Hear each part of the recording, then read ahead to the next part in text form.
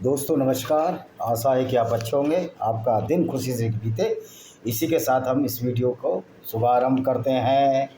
हमारे चैनल पर इसको सब्सक्राइब करें, बेल आइकन दबाएं, जिससे कि हमारे नोटिफिकेशन आ सके और आपको नोटिफिकेशन मिल सके और हमको भी ये रहे कि भाई आप लोग हमारा वीडियो देख रहे हैं। अभी इवन तो पाकिस्तान में भी वीडियो हमारे देखे जा रहे हैं।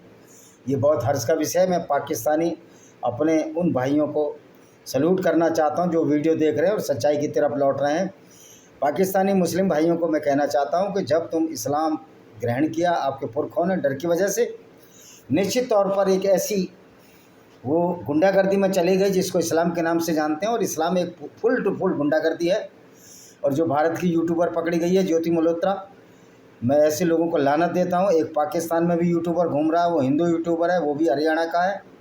वो भी कह रहा है कि पाकिस्तान के लोग बहुत अच्छे हैं। भाई पाकिस्तान के लोग अच्छे हो सकते हैं, लेकिन इस्लाम अच्छा नहीं हो सकता। ओमपुरी भी कहता था यहाँ बहुत भाईचारा है। ओमपुरी तो मर गया। तो ये मूर्ख है, ये बालीपुल के भाड़। भाई हम मुसलमानों को नहीं, हमारा टारगेट इस्लाम है। हम इस्लाम की वजह से मुसलमान खराब है, हम ये बोलते हैं। अब ओमपुरी का स्वागत कर दिया तो ओमपुरी को क्या कत्ल कर देते? अब मुझे लगता है ये ओमपुरी के पुरखे तो भाग कर ही आए होंगे पाकिस्तान से, क्योंकि इस्लाम किसी गैर मजहबी को, किसी गैर विश्वास वाले को स्वीकार ही नहीं कर पाता।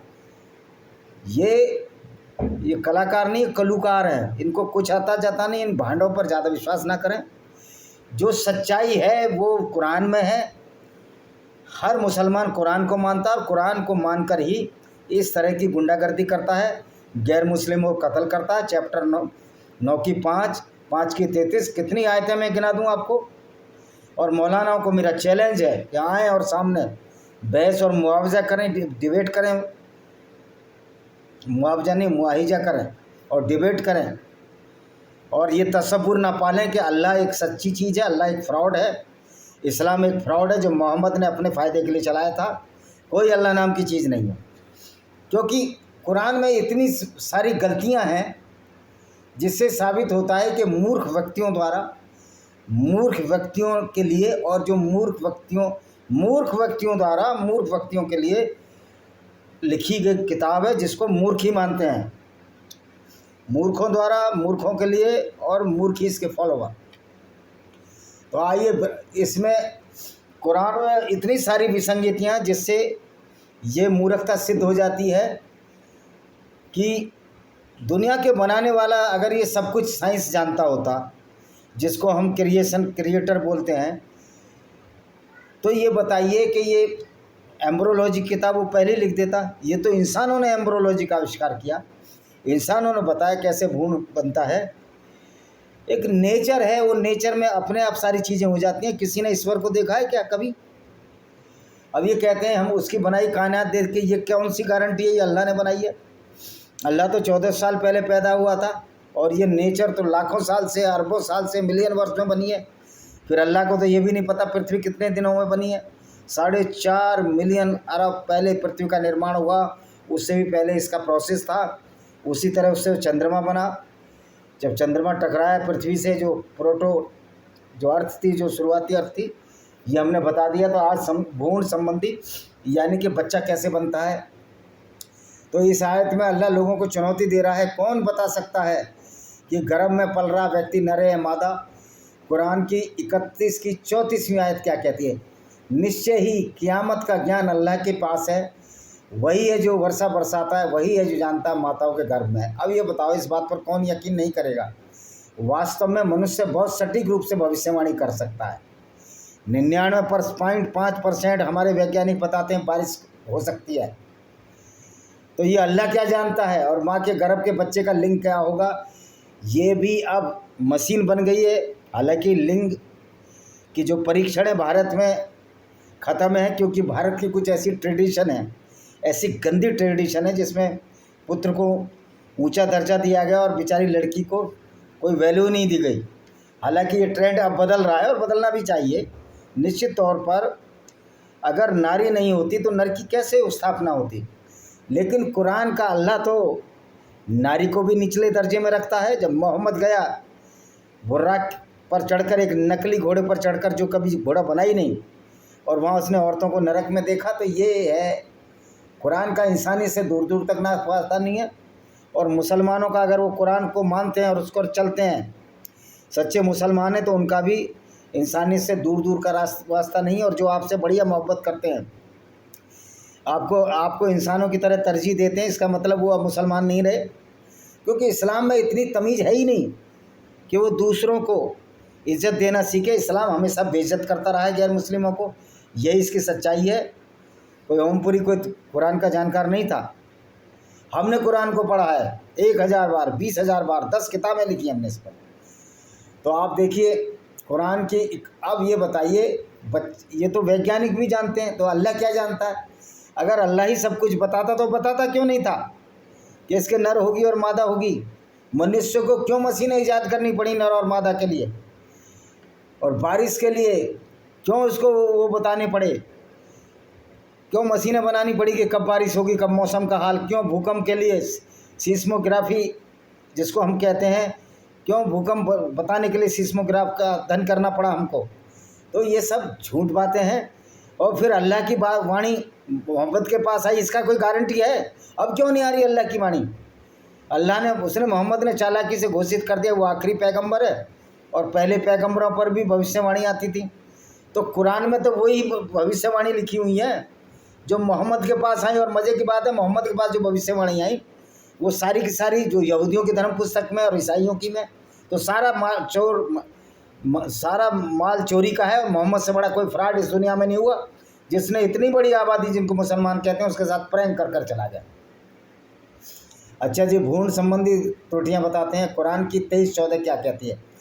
फिर हमने उस बूंद को जमे हुए खून का एक थक्का बनाया।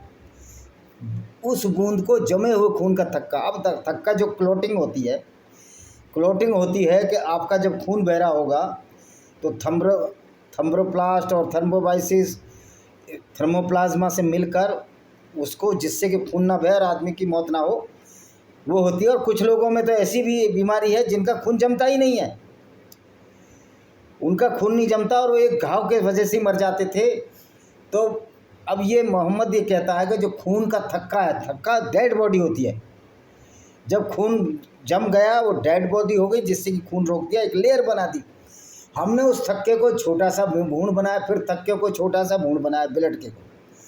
अब आपको मालूम है कि जब भूण बनता है तो जो स्पर्म होते हैं, जो वाइट फ्लूइड निकलता है मर्द से, उसमें कहाँ रेड रेड होता है? और जो ओवम होता है, अंडा होता है जो मादा के, जब हम इंटरकोर्स करते हैं और वो जाता है, या आप जानिए कि टेस्ट ट्यूब बेबी बनते हैं, इंटरकोर्स की ज़रूरत नहीं, तब जो वो जाता है तो जो स्पर्म जो उसको एग को, ओवम को छेद देता है, उससे भ्रूण बन जाता है। और नर और मादा का निर्माण क्रोमोसोम्स की वजह तो होता है। एक्स जुड़ेंगे तो मादा होगी, XY तो नर होगा। लेकिन ये बात कहाँ, क्रोमोसोम्स है किधर कुरान में?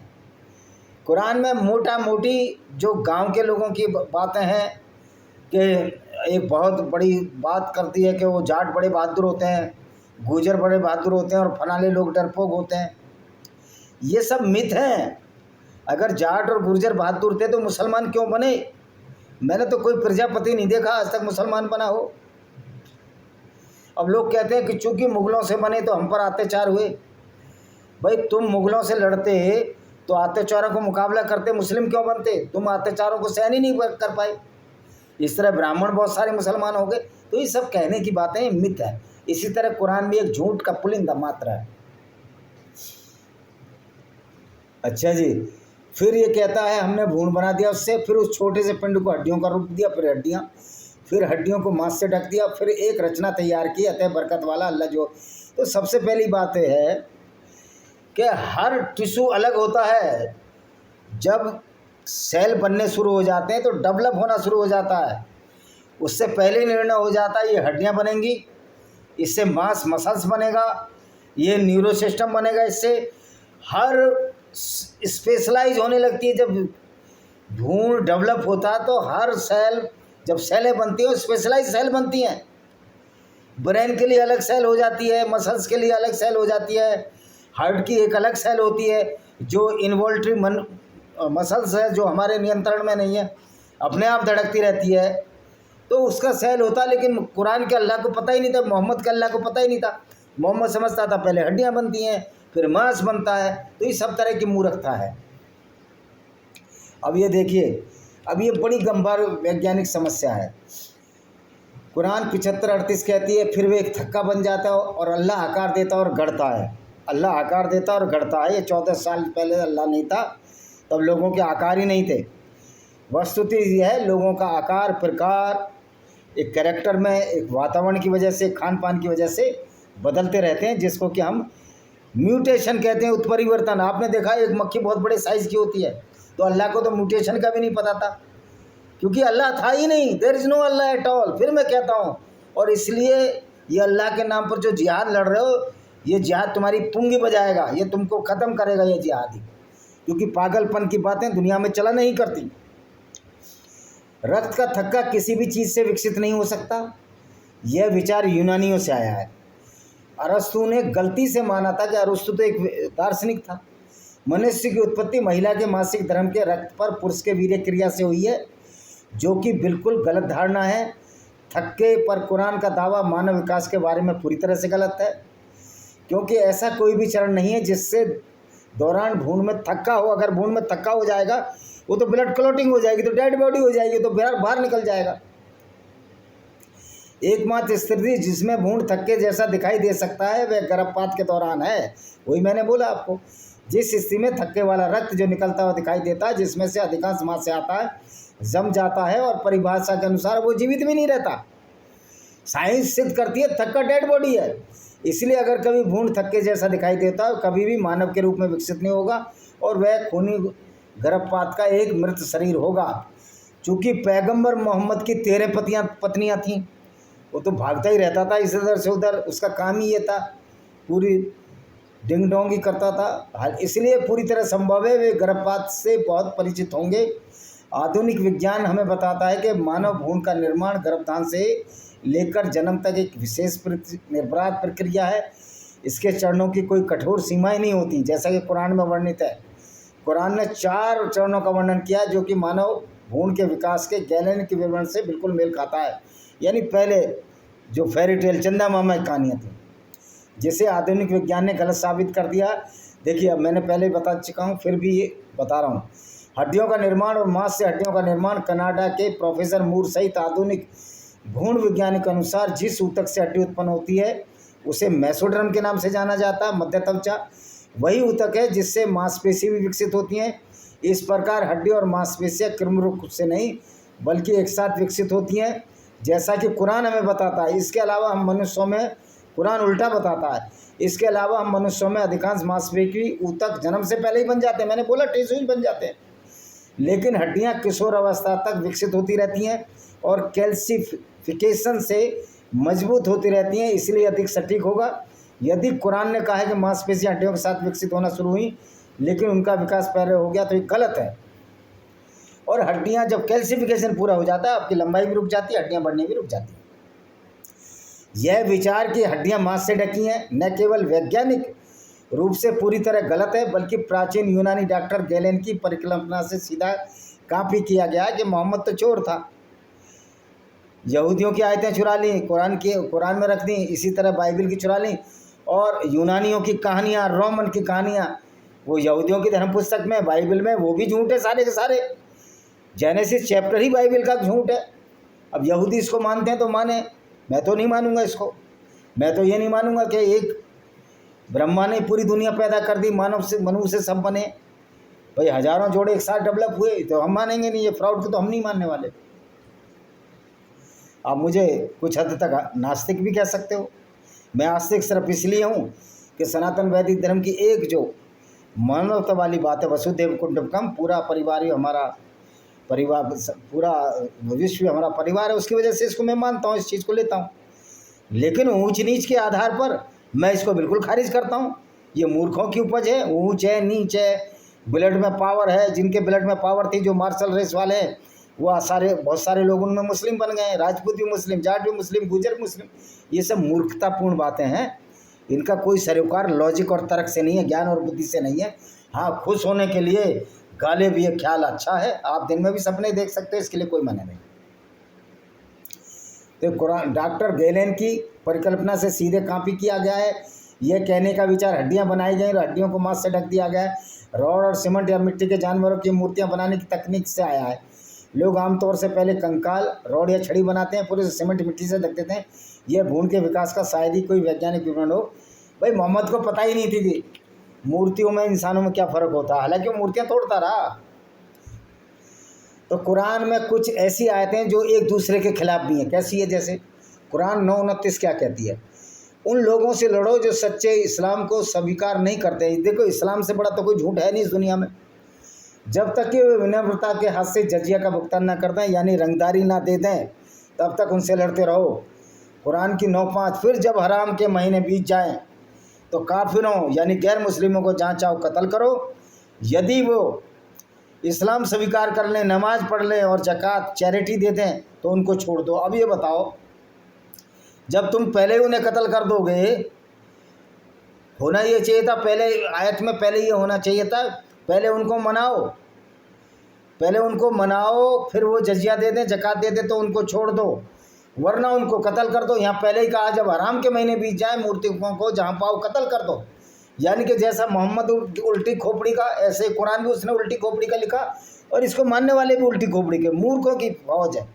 इस्लाम एक मूर्खों का समूह है जो मूर्खता को मानता है। अगली आयत देखो, ये फिर और है।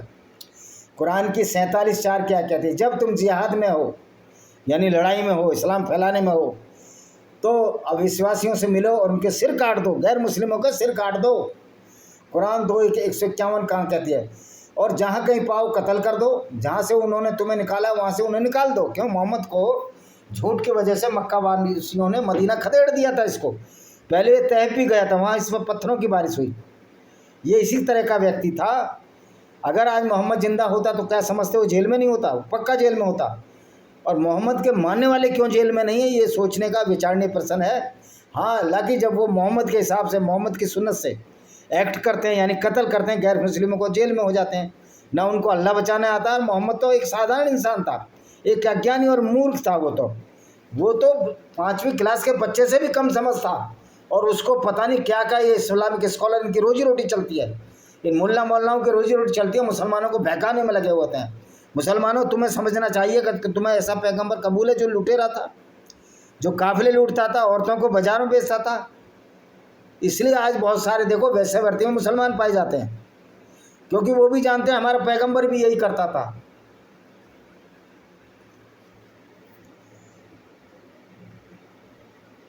कुरान की चैप्टर 8 की 65 क्या कहती है? ए रसूल, ईमान वालों को लड़ाई के लिए जगाओ, काफिरों के खिलाफ लड़ाओ ना, लड़ाई के लिए जगाओ, डरता कौन है तुमसे? तो दोस्तों, कुरान की सच्चाई बताने के लिए हमने 2 किताबें लिखी हैं, आप इन किताबों को पढ़ सकते हो। यह है लेमेंट of Sinjar by Vijay Kumar Pal, दूसरी है ब्लेंडर ऑफ ब्लास्फेमी। इसमें कुरान का पूरा चिट्ठा खोला गया काला कि किस तरह मोहम्मद करता था, किस तरह कुरान की आयतों से गुंडागर्दी फैली। और एक छोटी सी किताब है, इसमें पूरी कुरान की, इस्लाम की माँ बहन कर दी गई है, बिल्कुल इसको डिबंक कर दिया गया। कुरान एक गुंडागर्दी है, गुंडागर्दी के सिवाय कुछ नहीं है। तो दोस्तों, चैनल को सब्सक्राइब कर रखो। और मज़े की बात है, ये जो यूट्यूब है उन चैनलों को तो बढ़ावा देता है जो ISI के एजेंट हैं। और यूट्यूब में भी मुझे लगता है जिहादी भरे पड़े हैं, ISI के एजेंट बड़े पड़े, एंटी इंडियंस भरे पड़े हैं। सरकार को इसका संज्ञान लेना चाहिए और यूट्यूब पर समुचित कार्रवाई करनी चाहिए। इसी के साथ मैं इस वीडियो को विराम देता हूँ। वंदे मातरम, जय हिंद। आगे कल भी यही बताएंगे कि किस तरह कुरान एक मूर्खों द्वारा, मूर्खों के लिए लिखी गई और मूर्खों द्वारा माने जाने वाली पुस्तक है। और ये जो ईमान है ये मूर्खता है। वैसे भी कुरान तो कहती है कि इल्म में अकल का दखल नहीं, मजहब में अकल का दखल नहीं। तो इससे साफ साबित हो जाता है ये मूर्खों द्वारा लिखी गई, मूर्खों के लिए है। और मूर्ख बनाने वाले, मानने वाले ही इसको इस्लाम को मानते हैं, जिनको उनके मुसलमान के नाम से जानते हैं। और जिनके नाम मुस्लिम नाम है वो ज़रूरी नहीं सारे मुस्लिम हो। जैसे हारिस सुल्तान, गालिब कमाल, ये सारे नास्तिक हैं, या इन्होंने इस्लाम छोड़ दिया है, या पैदाइशी इस्लाम को मानने वाले नहीं थे। और दूसरी बात जो कहते हैं कि इस्लाम की आलोचना करने का गैर मुस्लिम को बिल्कुल हक है। जब गैर मुस्लिमों को इस्लाम कत्ल करने की बात कहता है, हम तो उसकी बैंड बजाएंगे, मोहम्मद की, अल्लाह की भी, तुम्हारी कुरान की भी ऐसी तैसी। तुम्हारी कुरान शरीफ है या कुरान बदमाश है जो लोगों को कत्ल करने की बात कहती है? इस गुंडागर्दी के खिलाफ सारी दुनिया को अब लड़ना होगा। ये बात डोनाल्ड ट्रंप को भी समझ में आना चाहिए। My appeal to Donald Trump, you must read the Quran and all the non Muslim must read the Quran, who which are the chairperson of their relevant state or relatively state, they must read the Quran. Quran is a goonism and hooliganism against the non-Muslim throughout the world. This is our duty to fight against these Islamic goons which are following the Islam, which are known as the Muslim or the Muslims, and following and dedicated towards the Sunnah or the teaching of the Quran or the teaching of Muhammad. They are certainly the monsters, they are the devil, they are anti-human, they are the dragons, they are the bad evils which must be eliminated by those non-Muslims or those humanists who are conscious about the next coming generation उसको क्या कहते हैं, अपना बचाव को, next coming generation, safety of lives और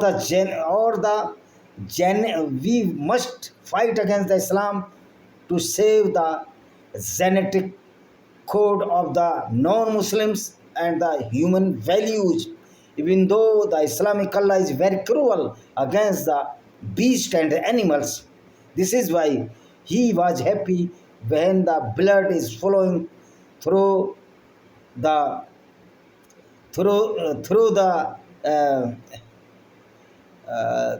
drainage throughout the world in the city of the Muslim majorities. These are the Islamic monsters, these are the anti-social animals. We should eliminate such type of the Islamic terrorist by force, by hook and crook, or by tell them that Islam is not a good ideology. This ideology totally against the human values and very, very barbaric ideology, even more they are dangerous to the Hitler ideology. Thank you very much. See you.